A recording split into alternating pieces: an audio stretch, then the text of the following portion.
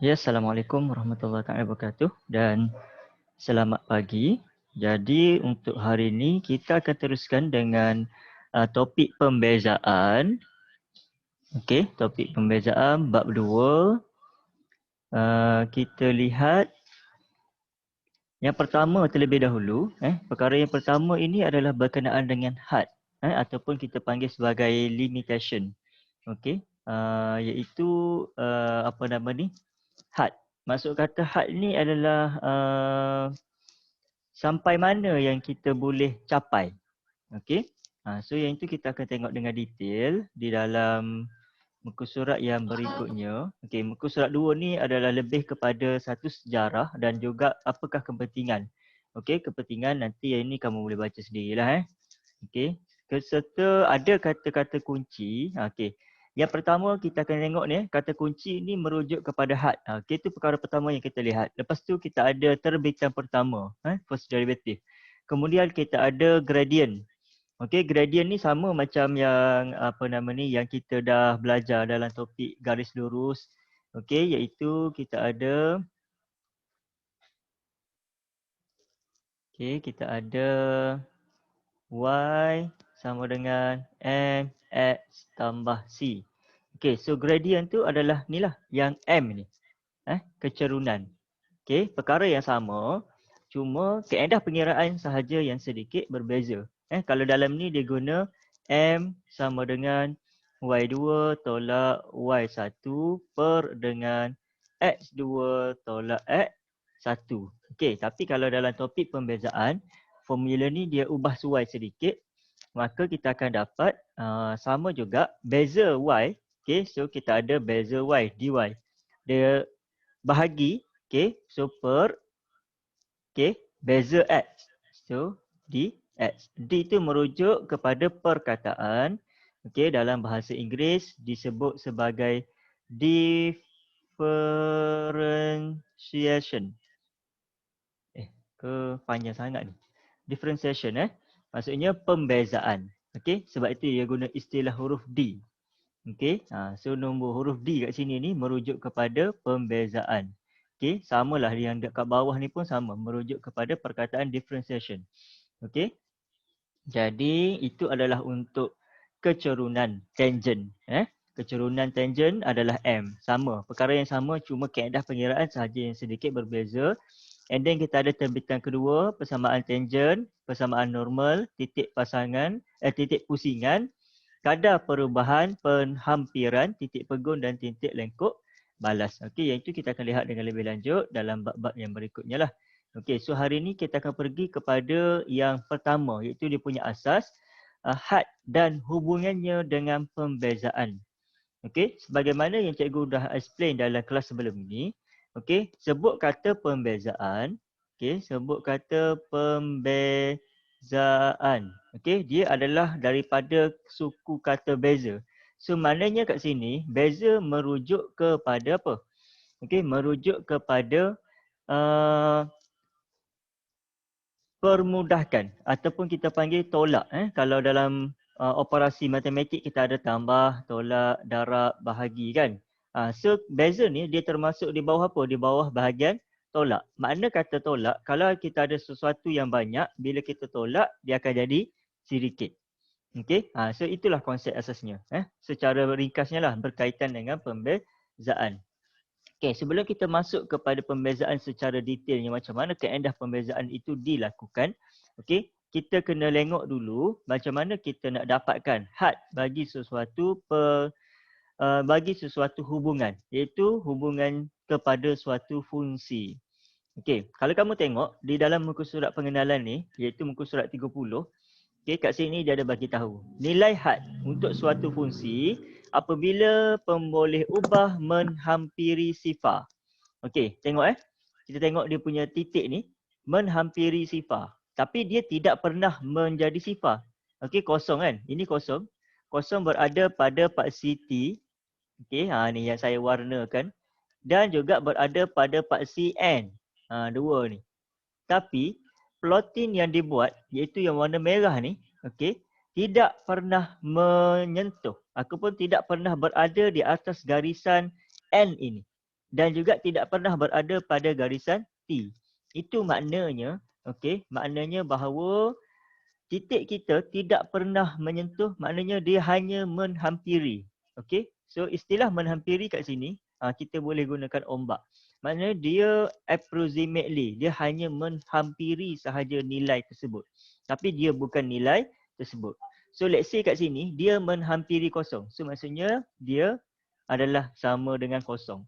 Okey, dia bukan sama dengan kosong, dia menghampiri kosong. Okey.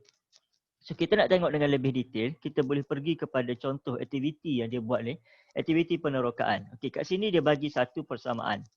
Okey, satu fungsi x kuasa 2 tambah 3x per dengan x. Okey, so nilai ini apabila kita cari had dia kepada kosong. Okey, apabila kita gantikan x sama dengan kosong, okey, daripada persamaan ini kita ada fx. Okey, kita ada fx sama dengan x kuasa 2 tambah 3x. Okey, per dengan x. Kalau ikut aktiviti dia, dia kata pertimbangkan fungsi, okey, fungsi fx ini dengan domainnya ialah set semua nombor nyata. Okey, nombor nyata yang dinyatakan di dalam table dalam jadual x ini, okey, kecuali sifar. Okey, so kecuali sifar sahaja, apabila kita masukkan maka kita akan dapat dia punya jawapan dia. Kita boleh tengok di muka surat sebelah. Okey, tengok 2.9, 2.99, 2.999, 2.999. Tapi dia tidak pernah mencapai angka 3. Okey, manakala kalau yang nombor positif pula, dia hanyalah berada pada kedudukan 3.0001. 3.001 dan begitulah seterusnya. Tetapi dia tidak pernah berada di atas titik 3. Okey. Jadi situasinya adalah apabila kita masukkan contohnya, dia kata kalaulah, okey, kalaulah f tu kosong, x itu adalah sama kosong, so f kosong. Di mana nilai x dah jadi kosong, so kita gantikan kosong kuasa 2 kosong, okey, tambah 3 in bracket kosong bahagi dengan kosong. Okey. Adakah betul cara kita mengira macam ni? Sebab apa-apa nilai apabila dibahagikan dengan kosong, maka kita tak akan dapat cari. Okey. Dia akan keluar dekat kita punya calculator undefined. Okey. Ataupun kamu boleh cuba. Kalau kita tak percaya kan, kita boleh cuba. Okey. Sekejap cikgu tunjukkan calculator. Cikgu buka calculator cikgu dulu sekejap. Okey. Dekat komputer ni ada calculator. So kita tengok. Okey.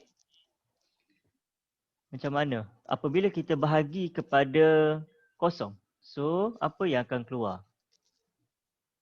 Okey, so saya share kepada kamu saya punya calculator supaya kamu boleh nampak. Kita tengok sama-sama. Okey, so sini kita ada berapa Dia kata okey dalam bracket, okey dalam kurungan kosong kuasa 2. Okey, tambah 3 darab kosong in bracket kosong. Okey, so tutup kurungan. Okey, kurungan awal tadi tutup kembali dengan kurungan yang lama. Okey, kemudian bahagi. Okey, bahagi dengan kosong. So, kita akan dapat max error. Maknanya nilai tersebut tidak boleh dicari. Okey, so apabila nilai tersebut tidak boleh dicari, maknanya kita tidak akan menemui satu nilai yang tetap pada kedudukan F0 ini. Justru kita hanya menyatakan bahawa okey, fungsi fx ini hanyalah menghampiri sahaja. Tapi dia tidak pernah menyentuh 3. Okey. Itu maksudnya had, limitation. Okey, so kita pergi kepada muka surat yang berikutnya. Kita tengok kat sini dia ada menyatakan bahawa okey. Contoh ini contoh yang dia bagi. Okey. Fungsi fx kepada x tadi kan. So apabila dia masukkan nilai, okey 2.9, 2.99 dan seterusnya, dia menghampiri 3. Okey, dan kalau dia nilai yang dalam keadaan positif sekalipun, dia hanya menghampiri 3. Tapi dia tidak pernah berada pada titik 3. Sebab itu kalau kita perhatikan di dalam graf ini, dia akan gunakan bulatan yang mana di tengahnya dia buat macam ni. Okey, dia buat bulatan. Di tengahnya adalah kosong. Dia tidak mewarnakan. Kenapa? Sebab itu menunjukkan bahawa nilai yang di tengah itu adalah tidak termasuk. Okey, maknanya nilai 3 itu tidak termasuk. Dia hanya berada dalam lingkungan itu sahaja. Okey, manakala yang dia hitamkan ini adalah kawasan yang termasuk di dalam nilai tersebut. Okey, so itu yang kita nak kena faham terlebih dahulu. Okey, so secara ringkas, okey, daripada aktiviti tersebut kita boleh buat kesimpulan bahawa had untuk f(x), okey, had untuk fungsi x, okey, daripada x kepada kosong adalah bersamaan dengan 3. Okey, adalah bersamaan dengan 3. So apabila kita masukkan dalam sini, so dia hanya menghampiri 3. Macam mana dia dapat 3 ni? Okey, itu kita tengok pada kaedah pengiraan sekejap lagi. Okey, untuk kes yang apabila kita bahagikan dengan kosong, kita kena ubah suai kita punya persamaan agar kita boleh mendapatkan satu nilai yang tetap. Okey, sebab kalau kita terus gunakan, masukkan contohnya dalam persamaan ini macam yang tadi kita buat, apabila kita bahagikan dengan kosong, kita akan dapat math error. Itu kalau kita tekan calculator kan.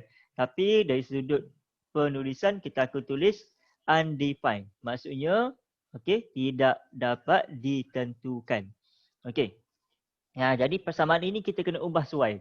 Okey. Lepas ini kita lihat dengan lebih lanjut. Okey, so daripada sini kita boleh buat kesimpulan bahawa kita ada dua benda. Ini kaedah bagaimana kita nak menentukan pengiraan kita. So ada dua. Yang pertama kalau fx itu bukan sama dengan kosong bagi kosong. Dan yang kedua kalau fx sama dengan kosong per kosong. Okey, ini kalau nak faham, kalau kita tengok kat sini mungkin kita akan keliru sikit lah. So kita pergi kepada contoh yang berikutnya. Kamu buka muka surat 30 berapa tu Muka surat 32, 32, yes. Okey, tengok contoh satu. Okey, apa yang dimaksudkan dengan kosong per kosong dan apa yang dimaksudkan dengan kosong bukan sama dengan kosong per kosong. Okey. Tengok, yang pertama A.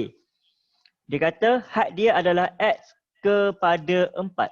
Okey, x kepada 4. Ada anak panah kepada 4 tu kan. Jadi kat sini kita boleh ganti. Okey, A had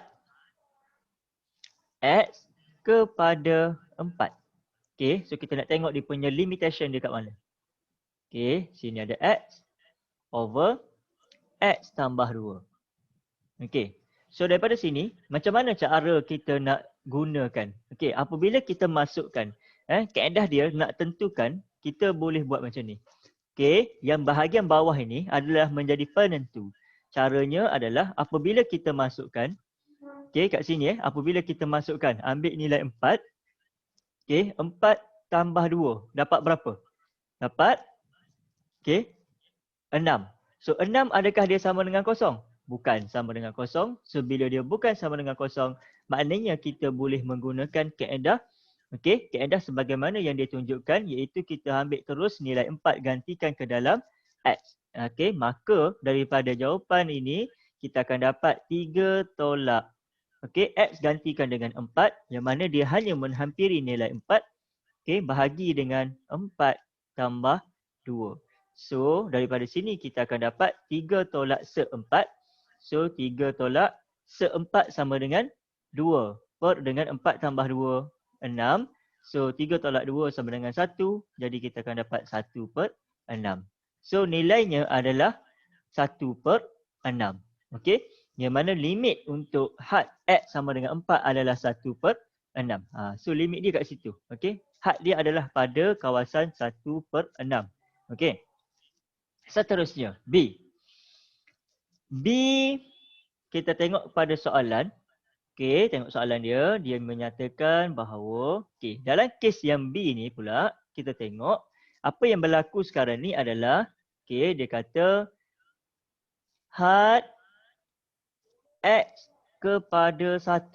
Okey, di mana kita ada x kuasa 2 tolak 1 per dengan x tolak 1. Okey. Yang ini apabila kita perhatikan, okey, ni dia punya tips dia, kita mesti tengok yang di bawah terlebih dahulu. Okey. Apabila kita gantikan dengan nilai, okey, sini ada x sama dengan 1. So apabila kita gantikan 1 tolak 1 equal to kosong. Jadi macam mana kita nak selesaikan? Okey, tengok yang atas. Lepas kita dah dapat kosong, maknanya kita tak boleh nak gantikan terus macam yang kita buat dalam soalan A. Maka kita kena merujuk kembali kepada yang di atas. Kita tengok yang di atas. Yang di atas dia punya persamaan adalah X kuasa 2 tolak 1. Bermaksud, bermaksud kat sini kita boleh menggunakan kaedah apa? Kita boleh menggunakan kaedah pemfaktoran. Di mana, had X terhadap 1, X kuasa 2 tolak 1 ini kita boleh kembangkan dia. Kita boleh kembangkan dia. Yang mana apabila kita faktorkan X kuasa 2 tolak 1, maka kita akan dapat. Kita faktorkan ini, maka kita akan dapat bentuknya adalah, bentuknya adalah had X kepada 1. X kuasa 2 tolak 1, kita akan dapat X tambah 1 dan X tolak 1. Ini daripada mana kita dapat ni? Ini adalah daripada, ini kepada ni daripada mana? Ini adalah daripada kita punya hukum yang terdapat di dalam algebra. Konsepnya adalah berasal daripada X kuasa 2 tolak 1 kuasa 2. So yang ini bila kita kembangkan, kita akan dapat X tambah 1, X tolak 1. So yang ini apabila kamu permudahkan dia ni, apabila kamu permudahkan X tambah 1, X tolak 1, kita akan dapat semula X kuasa 2 tolak 1 kuasa 2, iaitu X kuasa 2 tolak 1. So di bawah kita ada X tolak 1. Yang mana X tolak 1 tersebut adalah sama. Kan? Yang atas dengan bawah ni sama. So bila sama, maka kita boleh potong dia. X tolak 1 bahagi dengan X tolak 1, maka kita akan dapat sama dengan 1. So daripada sini kita akan dapat X kepada 1. Jadi X tambah 1 sebenarnya dia ada di bawah ini per 1. Cuma bila kita bahagikan dengan 1, kita tetap dapat nilai yang asal. So tak tulis pun tidak menjadi masalah.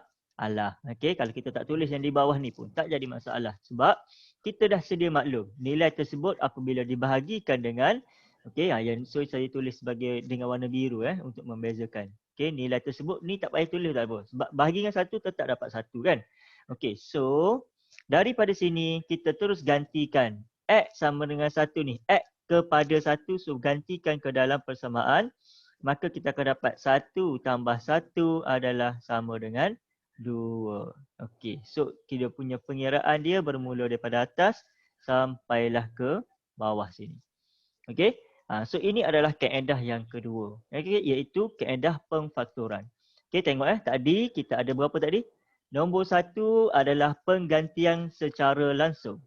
Nombor 1 kita guna kaedah penggantian secara langsung. Yang kedua, kita gunakan kaedah pemfaktoran. Dan yang ketiga, yang ini yang kita nak lihat dengan lebih lanjut. Kaedahnya macam mana? Namanya adalah kaedah conjugate.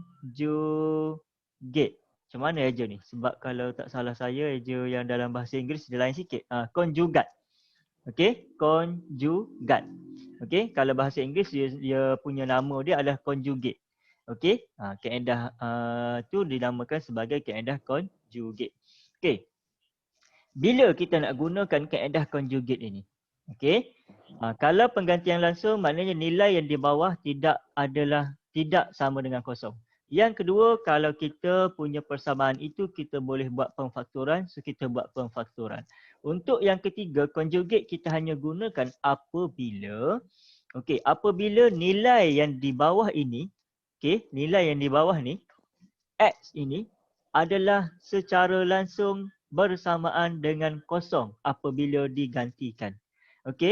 Iaitu X terhadap kosong kan. Dia kata X kepada kosong.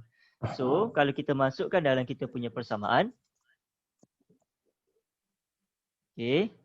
Saya tulis dia punya soalan kat sini had X kepada kosong. Kita ada X tambah 1 tolak 1 per dengan X. Kita ke bawah sebab tak muat lah. So soalan dia tadi, had X kepada kosong, X tambah 1 tolak 1. So saya tulis semula supaya lebih kemas sikit, senang kita nak memahamkan. Okey, so kita ada had. Okey, X tambah 1 tolak 1 per dengan X di mana X kepada kosong. So apabila kita gantikan, kalau kita gantikan secara terus, di sini adalah sama dengan kosong.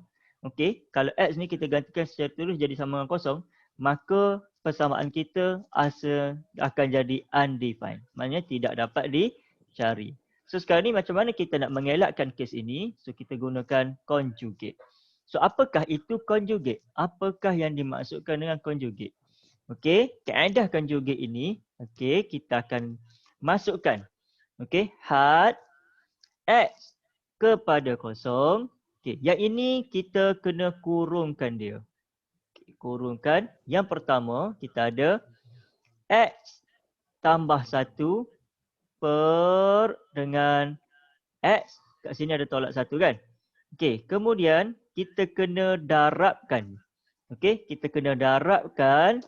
Okey, conjugate ni maknanya kita akan ambil nilai yang di atas ini. Okey, nilai yang di atas ini. Okey, iaitu kita akan dapat X tambah 1. Okey, sini belakang kita akan dapat tambah 1 per dengan X tambah 1 tambah 1. Okey, so nilai kat sini adalah X tambah 1 tambah 1 bahagi dengan X tambah 1 tambah 1 sebenarnya sama dengan 1 kan. So 1 darab dengan nilai ini kita akan tetap dapat nilai yang asal. Okey, so macam mana dia buat macam ni? Okey, berdasarkan kepada hukum di dalam algebra, okey, dengan menggunakan kaedah pemfaktoran, apabila kita darabkan ini maka kita akan dapat satu nilai yang baharu. Okey, dengan syarat di sini adalah nilai yang sama, so kita akan tetap dapat sama dengan 1 sebenarnya. Okey, so kita hanya meminjam sahaja. Okey, kita hanya meminjam nilai sedia ada untuk kita buat kita punya persamaan. Okey, so untuk kurungan ini, okey, kurungan ini kita kena selesaikan dulu yang saya warnakan dengan warna merah ni. Okey, ni. Yang dalam warna merah ni kita kena selesaikan terlebih dahulu sebelum kita masukkan limitasi ataupun dia punya had dia. Jadi, yang atas darab dengan yang atas, yang bawah darab dengan yang bawah. So kat sini kita akan darabkan atas dengan atas, bawah dengan bawah. Jadi, kena buat. Jalan kerja dia akan jadi sedikit panjang lah berbanding dengan yang lain-lain. So, punca kuasa X tambah 1. So, set. Ini tulislah dulu. Had. Okey, sama dengan X terhadap kosong. Okey. Jadi, kat sini letak kurungan. Okey, punca kuasa. Set X tambah 1. Okey, darabkan. Macam biasa ni kita buat ni kan. Ini darab dengan ni. So, darab. Okey. X tambah 1. Kemudian, okey, yang ini pula dengan yang kedua. So, tambah. Okey, tambah 1 darabkan dengan X tambah 1. Kemudian tambah yang kedua pula. Ini tolak kan? Okey, negatif 1 darabkan dengan punca kuasa X tambah 1. So, kat sini kita akan dapat tolak. Okey, so masukkan tolak 1 set X tolak 1. Tolak ke tambah? Tambah 1. Kemudian negatif 1 tambah 1 dapat negatif 1. Per. Okey, dia panjang sikit lah. Okey, kemudian X darabkan dengan punca kuasa X. Jadi X punca kuasa X tambah 1. X darab dengan 1. So kita akan dapat tambah X. Tutup kurungan. Okey, tutup kurungan. Seterusnya, selesaikan.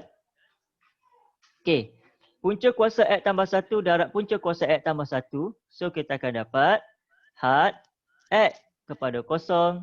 Okey, so kita akan dapat yang atas kita akan dapat X tambah 1. Kenapa? Sebab punca kuasa darab dengan punca kuasa, maka 1/2 apabila didarabkan maka kita akan jadi tambah 1/2. So kita dapat 1.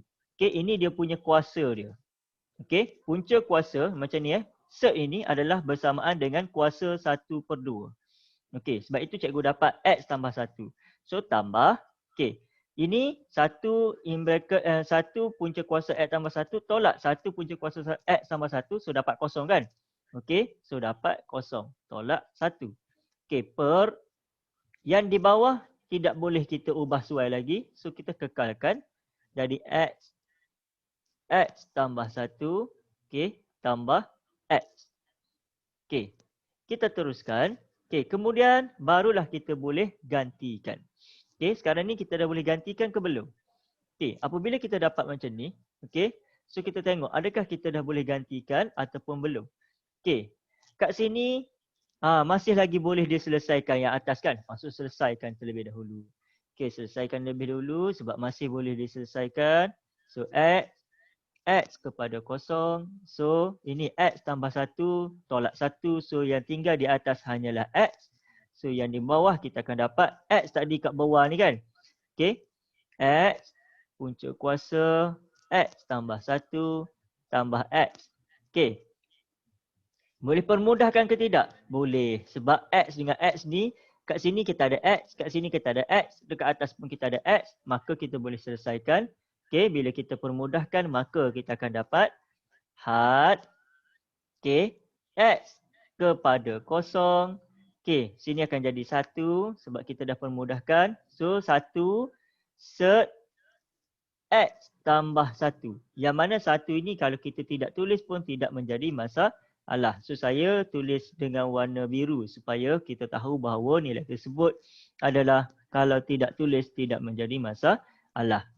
Bila dah dapat macam ni, kita tengok yang bahagian bawah. Sekarang ni yang bahagian bawah, kalau kita masukkan kosong ke dalam sini, adakah dia masih lagi dapat kosong? Tidak. Apabila tidak, maka kita boleh terus gantikan. Terus gantikan. So kita akan dapat 1 per punca kuasa kosong tambah 1. Tambah 1. So 1 per punca kuasa 1. Punca kuasa 1 tambah 1 dapat 2. Punca kuasa 1 sama dengan 1 lah. 1 tambah 1 sama dengan 2. So kita akan dapat 1 per 2. So untuk conjugate ni dia sedikit panjang. Awal-awal ni cikgu tunjuk step by step untuk kita faham dengan lebih lanjut. Baik. So boleh faham untuk conjugate ni? Kita cuba fahamkan. Untuk kita pergi kepada lebih lanjut, kita tengok di muka surat yang berikutnya. Tadi case conjugate kan? Sekarang ni kalau kamu tengok contoh yang kedua. Contoh kedua, bagaimana kita nak menyelesaikan masalah ni berdasarkan kepada graf yang diberi. Dalam contoh 2, dia kata, tengok masa kita ada lebih kurang 1 minit. Saya rasa takut tak sempat ni nanti kan. Sebelum kita pergi pada contoh 2, kamu tengok pada latihan kendiri 2.1. Nanti kalau masa kita tamat, tiba-tiba ke apa ke, cikgu akan bagi masa kepada kamu dalam 15 minit. 15 minit untuk cuba buat terlebih dahulu. Cuba buat terlebih dahulu. Soalan 1. Tak semua 1A dan B. 1A dan B. Kemudian cuba soalan nombor 2. Nombor 2 cikgu nak soalan C. Soalan F dan soalan I. Cukup tak 15 minit? Kalau tak cukup nanti kita tambah. Lepas tu soalan 3 B dan E. Lepas ni kita terus bincang. Soalan 1 A, B, soalan 2 C, F, I dan nombor 3 B dengan C. Tak cukup tu 15 minit. Saya bagi masa